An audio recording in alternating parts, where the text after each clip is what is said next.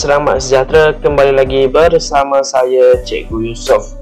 Kepada anda yang masih belum subscribe, tolong subscribe, like dan share video saya supaya akan dapat lagi video-video yang menarik pada akan datang. Seperti biasa, saya akan mengajar bahasa Melayu penulisan dan untuk hari ini kita akan belajar pada bahagian C iaitu karangan. Baiklah, jadi apa yang murid perlu sediakan? Buku teks bahasa Melayu, kertas tespek dan juga buku fikir. Untuk buku teks bahasa Melayu, sila buka muka surat 119 di bawah unit 23 Datukku Pecinta Alam dan pada subtajuk manfaatkan air hujan.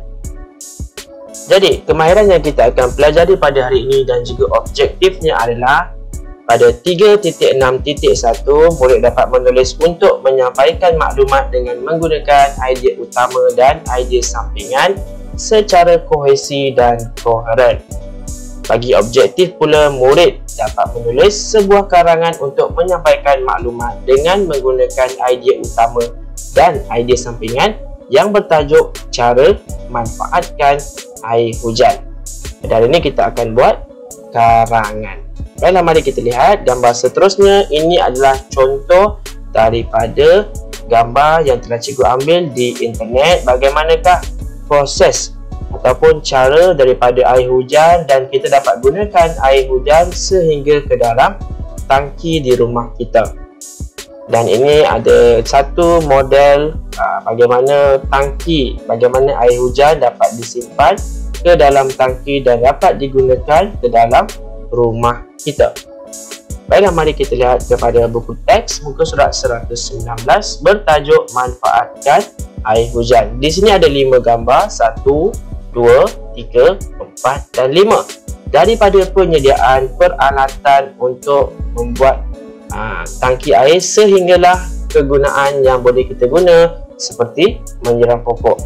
Dan pada bahagian bawah ada ayat pertama yang boleh kita mulakan karangan.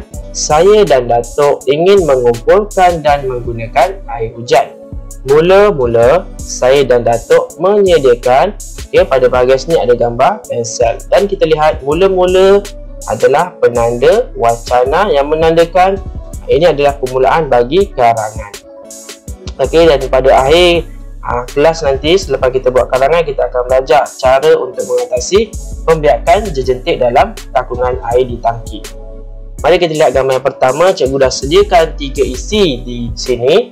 Okey, kita lihat di sini ada beberapa barangan yang kita boleh gunakan untuk membuat ataupun membina tangki air untuk menyimpan air hujan. Pertama sekali, menyediakan peralatan tangki air, kepala paip, gam dan rantai plastik. Kemudian diletakkan di halaman rumah. Seperti yang kita lihat pada gambar pertama tadi, mula-mula saya dan Datuk menyediakan. Jadi kita terus sambung kepada perkataan peralatan. Mula-mula saya dan Datuk menyediakan peralatan seperti. Di sini ada beberapa contoh peralatan. Kita gunakan perkataan seperti tangki air, kepala paip, gam dan rantai plastik. Kemudian titik. Okey, bagi isi yang ketiga, apakah barang yang diletakkan di halaman rumah? Semestinya peralatan yang kita lihat di sini. Peralatan ini akan diletakkan di halaman rumah. Mari kita lihat jawapan.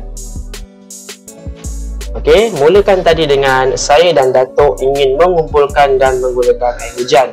Mula-mula saya dan Datuk perlu menyediakan peralatan seperti tangki air, kepala paip, gam dan rantai plastik. Peralatan ini diletakkan di kawasan halaman rumah. Jadi ada beberapa peralatan yang boleh kita gunakan untuk membina tangki air. Kemudian gambar yang kedua, cikgu dah beri juga dengan 2 isi. Kita lihat gambar ni ada tangki air, kemudian ada kepala paip yang akan dipasang kepada tangki air. Dan kepala paip ini juga perlu dipasang pada bahagian bawah. Okey, tak boleh pada bahagian atas kerana sekiranya kita tak atas, air tak akan keluar. Okey, ini adalah konsep sains yang kita dah belajar. Okey, jadi kemudian yang pertama kita gunakan mula-mula sebagai penanda wacana. Untuk gambar yang kedua boleh gunakan kemudian, selepas itu justeru, tambahan lagi, akhirnya. Okey, itu adalah penanda wacana yang boleh kita masukkan ke dalam setiap perenggan kita. Okey, kemudian siapa yang pasang? Mestinya dah saya dan Datuk. Jadi kita tak perlu gunakan lagi saya dan Datuk untuk perenggan kedua. Kita ganti nama menggunakan kami. Kemudian kami memasang 2 kepala paip pada sisi bawah tangki air. Di bahagian bawah ini, bahagian tepi, sisi ialah tepi bawah tangki air. Kemudian penutup tangki perlu diperbuat daripada jaring.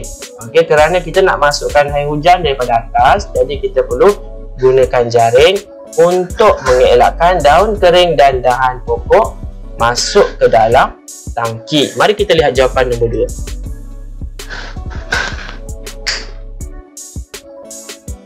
Kemudian kami memasang 2 kepala paip pada bahagian sisi bawah tangki air. Penutup tangki air perlu diperbuat daripada jaring untuk mengelakkan daun kering dan dahan pokok masuk ke dalam tangki. Mari kita lihat pada gambar yang ketiga. Okey, pada gambar yang ketiga ada gambar seorang pakcik sedang memasang rantai kunci rantai plastik. Tapi pada bahagian apa ni? Okey, ini adalah pancur bumbung rumah. Okey, apa itu pancur bumbung rumah? Mari kita lihat contoh. Okey, sekiranya kamu dapat lihat di bahagian bumbung rumah kamu, mungkin ada sesetengah rumah yang menggunakan pancur bumbung rumah supaya air hujan tak mengalir pada simen di kaki 5 rumah kita. Jadi kegunaan pancur ini adalah untuk mengalirkan air hujan ke dalam satu saluran sahaja dan akan keluar pada bahagian yang rumah kamu telah sediakan. Okey, mari kita lihat jawapan. Ada 3 isi di sini. Diletakkan di bawah pancur, pancur diikat rantai plastik hingga dalam tangki. Berdiri tangga memasang rantai. Okey, apakah barang yang diletakkan di bawah pancur? Ini adalah pancur. Dan kita lihat pakcik ini sedang memasang rantai plastik. Rantai plastik diletakkan di bawah apa yang diletakkan di bawah ialah tangki. Okey, tangki ni perlu letak dekat bawah pancur supaya senang rantai plastik tu masuk ke dalam tangki. Tangki air tersebut perlu diletakkan di bawah pancur bumbung rumah. Pancur bumbung rumah akan diikat dengan rantai plastik sehingga ke dalam tangki air. Okey, pancur rantai plastik ni akan dimasukkan sehingga ke dalam tangki. Datuk berdiri di atas tangga sambil memasang rantai plastik itu. Mari kita lihat jawapan. Okey, sekiranya kamu dah nampak, cikgu tak perlu baca, kamu boleh baca sendiri jawapan ni. Okey, baiklah. Jadi apa kegunaan rantai plastik ini sebenarnya? Mari kita lihat contoh gambar rantai plastik.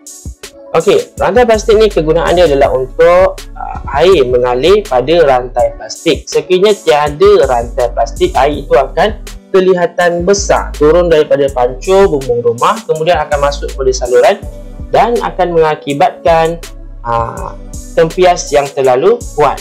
Jadi kegunaan rantai plastik ini adalah supaya air tersebut akan mengalir dengan cantik pada rantai plastik. Dan satu soalan, mengapa kita gunakan rantai plastik? Kenapa tidak gunakan rantai besi? Okey, rantai plastik diperbuat daripada plastik, tetapi rantai besi mestilah diperbuat daripada besi. Besi tidak boleh terkena pada air kerana lama kelamaan dia akan menjadi karat. Jadi sebab itu kita gunakan rantai plastik. Okey, sekiranya guna rantai besi, besi akan jadi karat dan akan mengakibatkan air tersebut kotor dan tidak boleh digunakan. Okey, mari kita lihat kepada gambar yang keempat. Gambar yang keempat dah siap buat, dah siap letak rantai. Kita akan tunggu hujan. Okey, hujan, air mengalir, rantai memenuhi ruang tangki. Air tangki boleh disambungkan tangki pam najis tandas. Okey, semasa hujan turun, air yang mengalir pada rantai plastik akan memenuhi ruang tangki. Air daripada tangki itu boleh disambungkan kepada tangki pam najis di rumah kita di tandas. Okey, tangki ni, tangki luar ni juga boleh digunakan untuk sambung ke pam tandas kita. Mari kita lihat jawapan. Semasa hujan turun, air akan mengalir pada rantai plastik dan memenuhi ruang tangki. Air daripada tangki ini boleh disambungkan ke tangki pam najis di tandas. Inilah kegunaan air hujan untuk kegunaan di rumah kita. Mari kita lihat gambar yang kelima, yang terakhir. Okey, sekiranya air dah penuh di dalam ruang tangki, banyak kegunaan yang boleh kita gunakan. Seperti seorang makcik di sini sedang menyiram pokok dengan menggunakan tangki air hujan. Kepala paip yang disambung, yang dipasang kepada tangki air boleh disambung dengan hos getah. Okey, hos getah, kamu lihat ini adalah hos getah untuk melakukan aktiviti menyiram pokok bunga dan sebagainya. Selain itu juga, air hujan ini boleh dijadikan simpanan sekiranya bekalan air di rumah kita terputus. Okey, kegunaan air hujan ini sangat banyak. Boleh kita gunakan sebagai menyiram pokok, membasuh kereta, mencuci rumah. Dan yang paling penting sekali, sekiranya rumah kita tak ada bekalan air, kita boleh jadikan air hujan ini sebagai air simpanan kita untuk kita mandi dan sebagainya. Mari kita lihat jawapan. Kegunaan penanda wacana yang terakhir adalah akhirnya. Kepala paip yang dipasang pada tangki boleh disambung dengan hos getah untuk aktiviti menyiram pokok, bunga dan sebagainya. Air hujan juga dapat dijadikan simpanan ketika bekalan air di rumah kita terputus. Baiklah, seperti yang cikgu terangkan, yang terakhir sekali, berikan pendapat kamu. Ada sedikit masalah. Kita dah ada tangki air, kita dah simpan tangki air. Tapi satu masalah ni yang kita tak boleh elak ialah bila adanya air di dalam tangki akan mengakibatkan pembiakan jejentik. Jadi apakah cara-cara untuk kita mengatasi masalah pembiakan jejentik ni?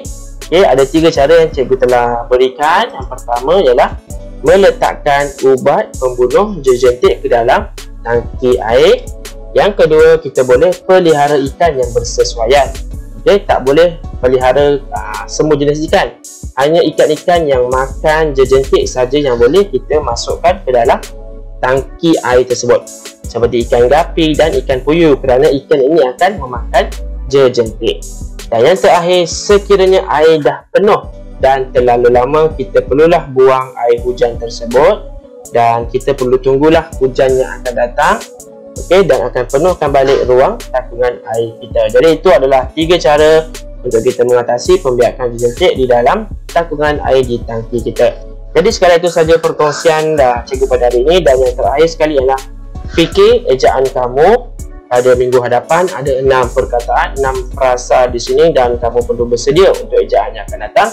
Sekali itu saja perkongsian cikgu pada hari ini. Kita berjumpa lagi dalam video yang akan datang. Bye.